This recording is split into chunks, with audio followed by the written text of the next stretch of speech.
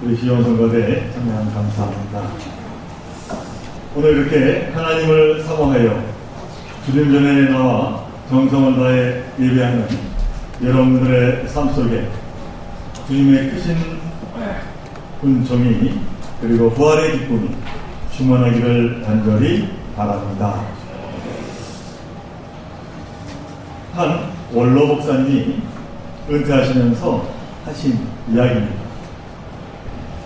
그 목사님은 6.25 전쟁이 한창일 때 국민학교 5학년이셨다고 합니다. 그런데 이 목사님 말씀이 참으로 재미있습니다. 어느 날 한밤중에 자기가 살던 마을이 폭격을 당해서 집들이 불타고 오르는데 자기가 다니는 그 학교도 폭격을 맞아서 화염에 휩싸이게 되었답니다. 그래서 너무 무섭고 안타까워해야 하는데 자신은 오히려 신바람이 나서 막 춤을 추면서 좋아했다는 것입니다. 아니 자기 학교가 불타는데 뭐가 그렇게 좋았겠습니까? 그래서 무엇 때문에 신나셨나 했더니 어린 마음에 학교 안에 있는 자기 성적표도 불탈 것을 생각하니 너무 신이 났다는 것입니다.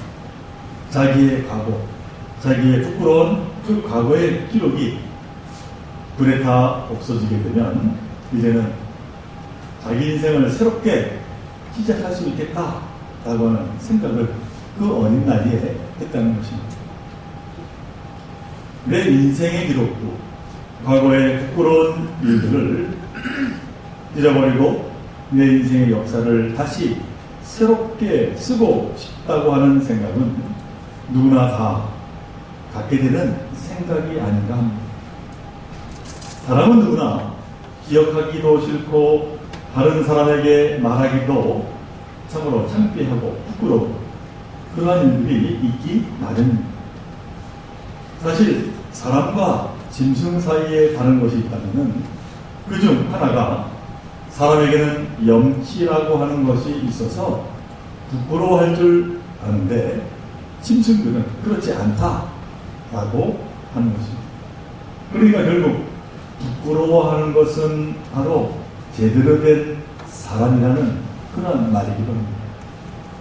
그런데 반대로 짐승만도 못하다라고 하는 말이 있습니다. 이는 자신이 하는 행동이 부끄러운지도 모르고 살아가는 사람을 일컫는 말입니다. 그러나 저부터 그렇게 부끄러운지도 모르고 살려고 하는 사람이 얼마나 있겠습니까?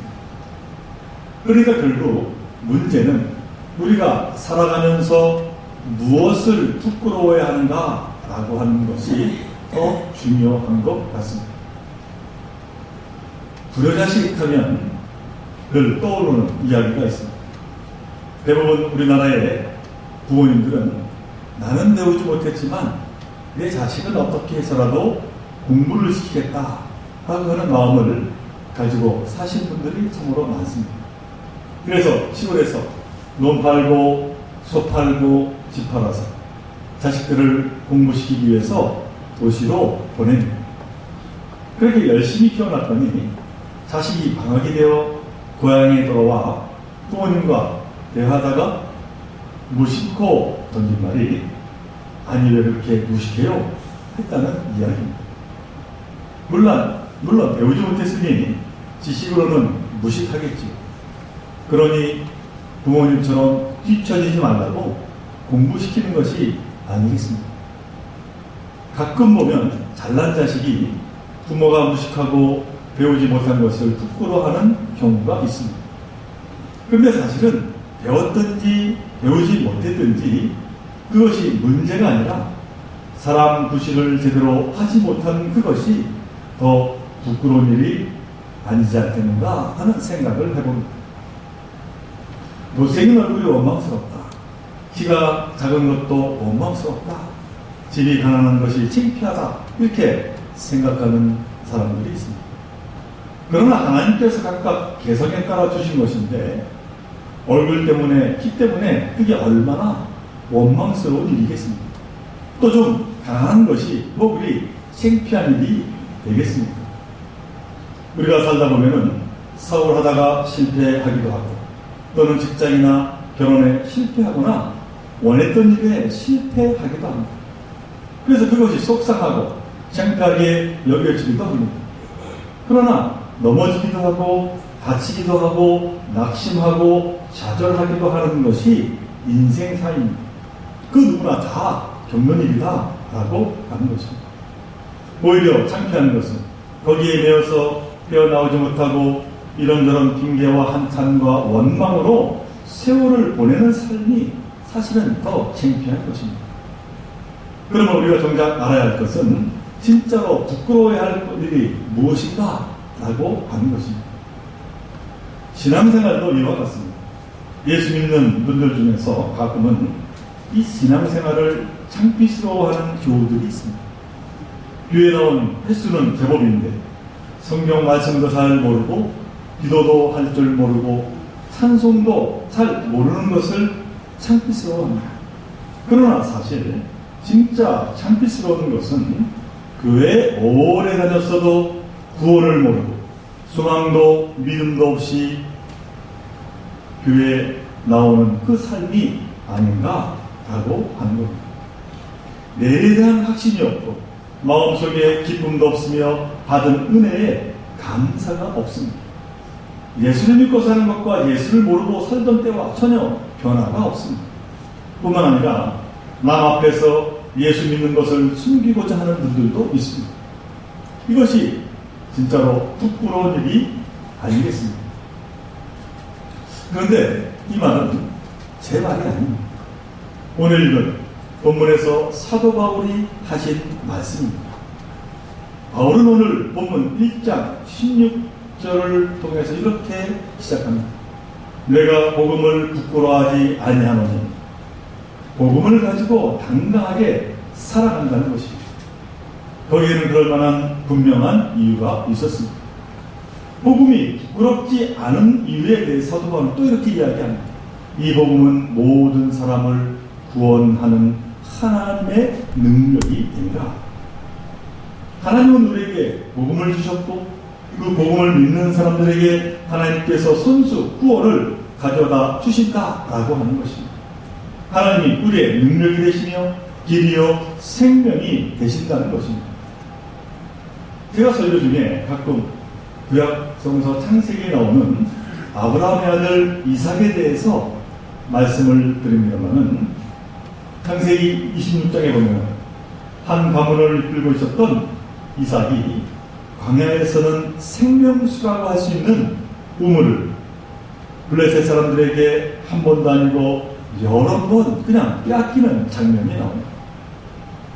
성경은 생명과 같은 이 우물을 빼앗겼을 때 이삭의 심정을 전혀 설명하고 있지 않습니다. 그러나 이삭은 얼마나 원통하고 분했을지 짐작을 해볼 수가 있습니다. 그런데 이삭은 아무 말 없이 계속해서 그저 우물을 팝니다. 빼앗기면 다른 곳에 가서 우물을 파고 또 팝니다. 이삭은 어떻게 이렇게 말없이 계속해서 우물을 팔 수가 있었을까? 그 이유에 대해서는 성경이 잘 설명하고 있습니다. 이삭은 하나님께서 그의 길을 열어주시고 자기 식구들을 틀림없이 구원하리라는 것을 확신했기 때문이라고 이야기합니다. 그래서 그는 하나님께서 이루어 주시라는 그 믿음 하나로 계속해서 우물을 파고 또 팠던 것입니다. 이런 이삭의 믿음에 대해서 하나님은 창세기 26장 24절에서 이렇게 축복의 말씀을 전하고 있습니다.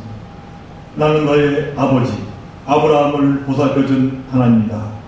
내가 너와 함께 있으니 두려워하지 말아라. 사랑하는 종교의 성도 여러분, 인생에서 축복의 샘이 터져 나오는 것은 사도 바울이 고백했듯이 복음을 믿고 사는 사람에게 주시는 은혜임을 믿으시기를 간절히 바랍니다. 삶의 여정 순간순간마다 주님이 주시는 그 구원의 능력을 시험하며 살아가는 여러분 되시기를 간절히 바랍니다. 신약 마태복음 9장에 보면은 어떤 한 여인이 부인병에 걸렸습니다. 의사라고 하는 의사는 다 찾아가도 낫지를 않았습니다. 몇 년 동안 노력을 했느냐 하면은 무려 12년이나 노력을 했다고 기록이 되어 있습니다. 얼마나 힘들고 속상했겠습니까? 결국 재산도 다 날리고 빈돈거리가 되었고 그 병은 더 심해졌습니다. 그런데 어느 날 이 여자가 예수님에 관해서 듣게 되었습니다. 또 그때 마침 예수님께서 야이로 회당장의 딸에게 가고 있었는데 사람들이 무리를 지어서 주님을 따라가고 있었습니다. 이 여인은 그 무리에 끼어들어서 예수님의 옷에 손을 댑니다. 그녀가 예수님의 옷에 손을 댄 이유는 오직 한 가지였습니다. 그 이유를 마태복음 9장 21절을 이렇게 설명하고 있습니다. 이는 제 마음에 그 겉옷만 만져도 구원을 받겠다 하니라. 예수님 겉옷만 만져도 구원을 받겠다. 이 병이 나으리라. 예수님의 능력을 그 여인은 굳게 믿었던 것입니다. 그것을 아신 예수님께서는 이렇게 말씀하고 계십니다. 22절의 말씀. 따라 안심하라. 내 믿음이 너를 보현하였다. 바로 그때 그 여자가 나음받게 되었다고 성경은 말씀하고 있습니다. 겉옷만 만져도 낫겠다. 그 믿음. 이렇게 주님께 전적으로 의지하는 믿음을 가진 사람에게 예수님은 그 사람의 능력이 되어 주신 것입니다. 그런데 사실 지금 이 여인의 믿음을 갖고 살기는 쉽지가 않습니다. 혹 주위에 이런 믿음을 갖고 살아가는 분을 보신 적이 있습니다. 아니 여러분 가운데 이 여인과 같은 믿음을 갖고 지금 살아가고 계신 분이 계십니다. 그러나 역설적으로 저나 여러분들에게 이러한 믿음이 없습니다. 아무리 열심히 교회에 나와도 또 교회에서 열심히 우리가 신앙생활 한다고 해도 복음의 능력을 사실은 알 길이 없다라고 하는 사실입니다. 사랑하는 전국교성 여러분, 교회 다니면서 그 크신 하나님의 은혜를 경험하지 못한다면 뭔가 믿지는 생각이 들지 않겠습니다. 한 주간 열심히 일했는데 그냥 집에서 쉴 것, 공연히 몸과 마음만 피곤하지 않겠습니다. 혹 사람 만나는 징계로 교회에 나오는 분들이 있습니다. 처음에는 어떨지 몰라도 그 징교가 얼마나 오래 가겠습니까? 혹시 부모님 때문에 또는 아내 등살의 가정의 평화를 위해서 하는 수 없이 교회에 나가는 오시는 분들이 계십니다. 사실 믿음 없이 교회에 나오면 무슨 즐거움, 무슨 기쁨이 있겠습니까? 시간 낭비같이 생각이 들지 않겠습니다. 그러나 분명한 것은 오늘 본문에서 사도 바울은 이 복음은 모든 믿는 자에게 구원을 주시는 하나님의 능력이 됨이라 말씀하고 있습니다. 믿는 사람이 그 누구나 다 하나님의 구원의 능력을 힘입어 살게 된다는 것입니다. 과거에는 저와 여러분이 이삭과 같이 그리고 이 여인과 같은 믿음을 가지고 소망의 삶을 살아가시기를 간절히 바랍니다. 지금은 낙심되는 일이 많고 어려운 거 힘든 처지에 있을지라도 분명 하나님이 주시는 위로와 구원을 체험할 수 있음을 믿으며 우리는 교회에 나와 신앙생활에 더욱더 매진해야 될 줄로 믿습니다. 시편 110편의 말씀을 보면은 이스라엘 백성들이 바빌론 포로 생활을 마치고 고향에 돌아오게 되어 감격하여 고백한 내용이 기록되어 있습니다. 특별히 8절로 9절 말씀은 우리에게 큰 감동을 줍니다. 여호와의 인자심과 인생에게 행하신 기적으로 말미암아 그를 찬송할지어다.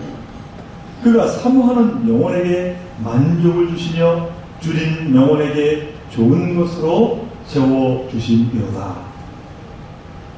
기원전 625년경에 신흥제국 바빌론은 중근동 지역을 다 점령하면서 남유다 왕국까지 점령하게 되었습니다. 그리고 이 이스라엘 백성들을 포로로 바빌론으로 노예로 끌고 가는데 무려 3차례에 걸쳐서 사용합니다. 기원전 597년, 587년, 그리고 582년경에 3번이나 그들을 노예로 끌고 갔습니다.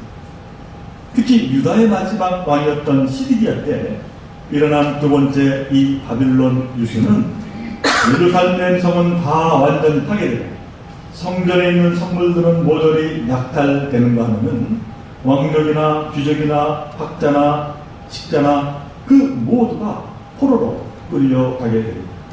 이제 예루살렘은 빈 껍데기만 남게 되었다라고 하는 것입니다. 그런 절망의 때 놀라운 일이 벌어졌습니다. 이스라엘이 망하고 포로로 끌려간 지 71년 생각지 않은 일이 일어났습니다. 바사 제국의 고레스가 이 바빌론을 멸망시키고 모든 노예들, 포로들을 고향으로 돌려보내라고 하는 규환령을 내리게 된 것입니다. 이러한 예기치 않은 해방 속에서 이 시편 기자가 107편 8편에서 다시 고백합니다. 여호와의 인자하심과 인생에게 행하신 기적이다. 인간으로서는 이룰 수 없는 놀라운 기적이 일어났다라고 하는 것입니다. 그들의 삶이 곧 하나님의 기적의 연속이라고 고백하고 있는 것입니다.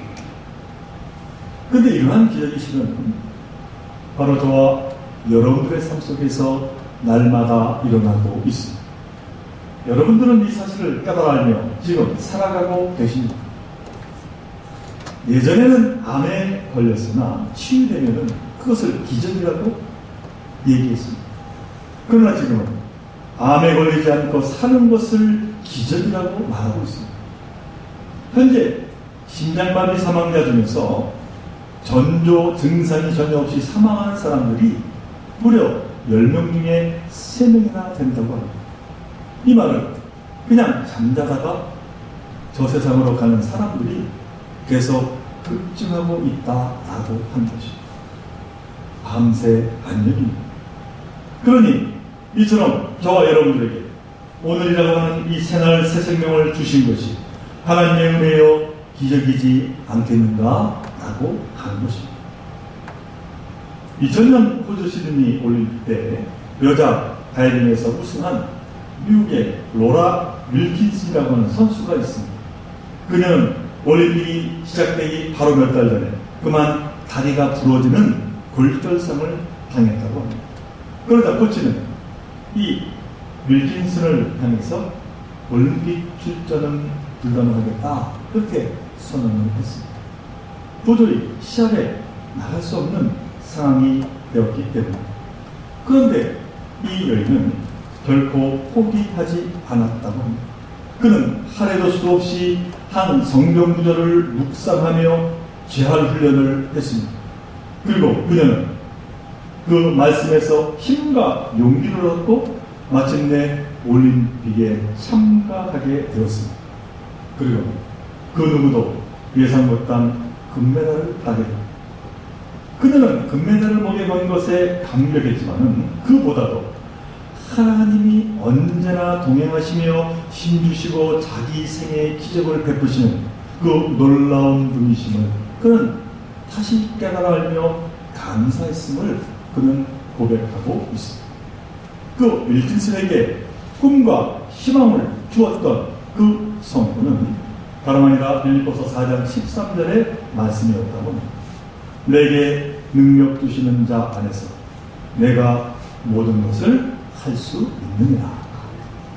이 말씀을 통한 믿음이 절망의 나라로 추락하기 직전의 한 선수를 다시 소망의 삶으로 일으키게 되었다라고 하는 것입니다.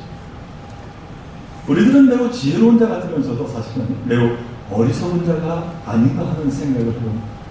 사람은 무엇으로 사는가? 라고 하는 이 도스토이가 쓴 단편 소설도 있습니다만 여러분은 무엇으로 이 세상을 살아간다고 생각하고 계십니까? 우리는 흔히 내 노력으로, 내 능력으로, 내 힘으로 산다고 생각합니다. 물론 그렇습니다. 우리는 할 수 있는 한 열심히 살아야 합니다. 그러나 그것만으로는 부족합니다. 한순간 모든 것이 나에게서 훅 떠나가 버릴 수가 있습니다. 내 손에 있는 모든 것이 한순간의 안개처럼 사라질 수 있다라고 하는 것입니다. 내 몸은 내 것이기에 내가 마음대로 주장하며 살 수 있다고 생각하십니다. 그럼 요즘 벌어지는 사건, 사고들을 볼 때마다 더 겸손해야겠다라고 다짐하고 있습니다. 내가 열심히여서 내가 잘나서 이렇게 살아가는 것이 아닙니다. 하나님께서 살게 해 주시니까 살아가는 것입니다. 내 힘으로 내가 사는 것이 아니라 진정으로 하나님의 은혜 가운데 살아간다라고 하는 것입니다. 오늘 본문 17절에서 사도 바울이 이 사실을 깨닫고 우리에게 말씀하고 있습니다. 오직 의는 믿음으로 말미암아 살리라 함과 같으니라. 여기에 의, 곧 의롭다고 인정받은 자란 누구를 말합니다. 하나님을 경외하는 자입니다. 교만한 자리에 서지 아니하는 자, 예수를 구주로 영접한 자입니다. 예수 그리스도의 부활을 믿는 자들입니다. 그런 자가 이 땅에서 하나님이 함께하며 인도하신다는 그 믿음으로 우리는 살게 된다. 사도 바울이 고백하고 있다라고 하는 것입니다. 사랑하는 종교의 성격은 생명의 샘물을 빼앗긴 이삭처럼 12년간 동안 부인병으로 고생하던 여인처럼 미국 수영선수 로라처럼 비록 생각지 못한 고난이 나를 억누르고 근심하게 할지라도 하나님이 함께 하십니다. 하나님이 도와주시면 그 고통에서 해방되리라. 그 믿음으로 살아가시기를 간절히 바랍니다. 하나님은 구원의 능력이 계심을 확신하시기를 간절히 바랍니다. 능력의 구원 되시는 하나님을 믿음으로 말미암아 응답받고 구원받고 더 나아가서 그 능력을 전하며 살아가는 여러분들 되시기를 간절히 바랍니다. 하나님께서 우리가 생각지 못한 놀라운 하늘의 은혜를, 그 기적의 삶을 충만히 부어주실 줄로 믿습니다. 이 귀한 믿음으로 하나님께 영광 돌리는 저 여러분 되시기를 다시 한번 주님의 이름으로 간절히 축원을 드립니다. 함께 기도드립니다.